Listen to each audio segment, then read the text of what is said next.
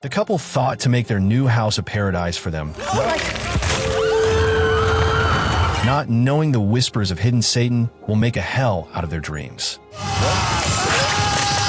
Welcome back to Paramount Recapped. I don't have many subscribers, but your single comment is a ray of hope to motivate me. One night, Elliot was chilling in his car, stuck at a red light, swatting at a super annoying fly buzzing around his face. Out of nowhere, his phone rang. It was some stranger offering him $1,000 to kill the fly. Weirded out, but curious, Elliot smacked it with a piece of paper.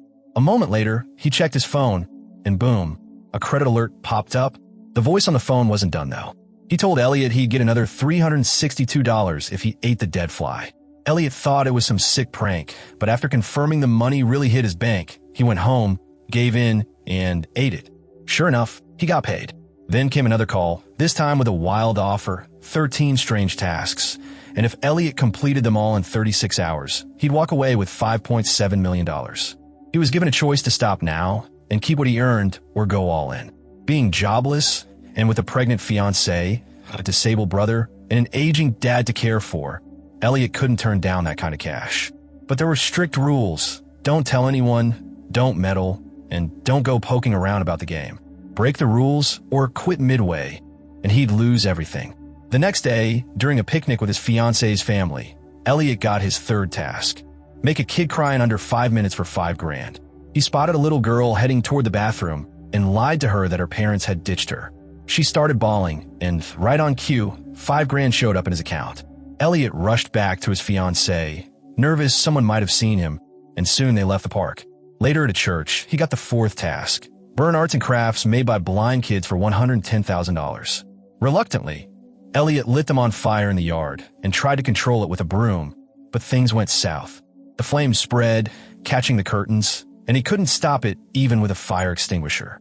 He finally had to set off the alarm and run out with his fiancée. Outside, a homeless guy walked up to him. Right then, Elliot's phone buzzed again. Task 5, strip the guy of his clothes. Elliot sent his fiancée away and did it, scoring another payday. Next was task 6, which seemed less crazy. Buy someone lonely a cup of coffee for a whopping $50,000. Elliot followed the directions to a guy's house, but found him dead in the tub. Panic set in. How was he supposed to take a dead body to a coffee shop? Before he could freak out too much, the caller rang again.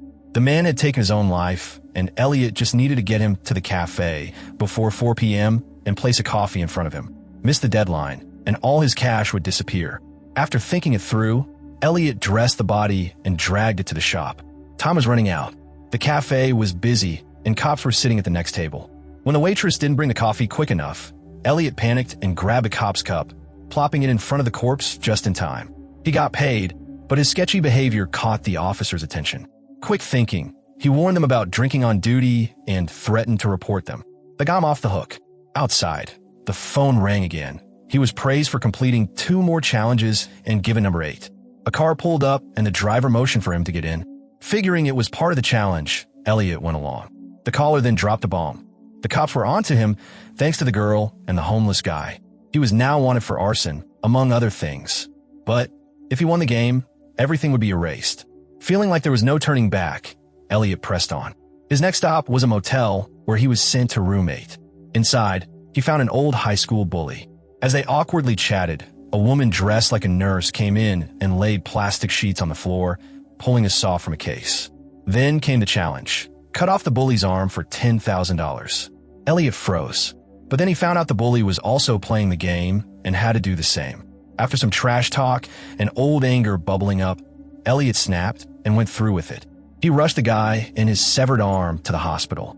There, he ran into the bully's brother, who had also made his life hell in school. Without thinking, Elliot smashed a chair over the guy, and just like that, another $250,000 landed in his account. That was task number 9. That night, Elliot threw a huge engagement party with his winnings. Just before the celebration kicked off, another call came in with the next job. Wreck the party by smashing most of the dishes, sing at the top of his lungs, and pee in a flower pot. The reward? $500,000.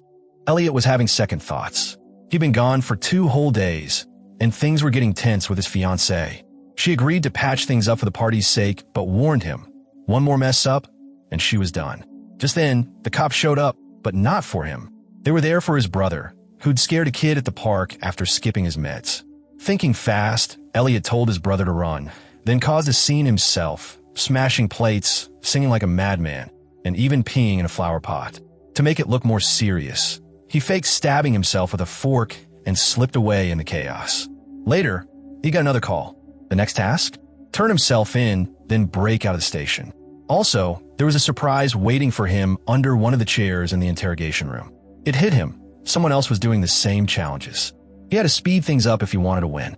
Once inside the police station, Elliot found a metal pipe hidden under his seat. As a cop entered, he struck, grabbed the officer's gun, and dove through a window to make his escape. He was locked in now, chasing the final prize. Out in the streets again, Elliot came across an elderly lady walking alone in the middle of the night. Curious, he followed her to her house, where she asked for help hanging a steel wire as a clothesline. He helped, easy enough. Then his phone buzzed again. Congrats, challenge 12 complete, and he just earned $1 million. It felt too easy.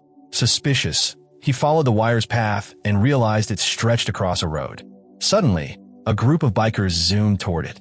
Panicked, Elliot yanked out the nail, holding the wire up just in time to prevent a disaster. As the bikers stopped nearby, he overheard one talking about making a quick $100 from some task. That's when it clicked. They were in the game too. But as Elliot tried to warn them, it was too late. Another player had set a different wire across the road. The bikers were gone in a flash, horrifically taken out. It all hit Elliot like a truck. This wasn't just some crazy cash game. It was a full-blown death trap. Disgusted, he wanted out. He tried convincing the other player to quit too, afraid of what the final challenge might be. The other guy bolted, and Elliot chased him, only to realize the car stopped right outside his own house.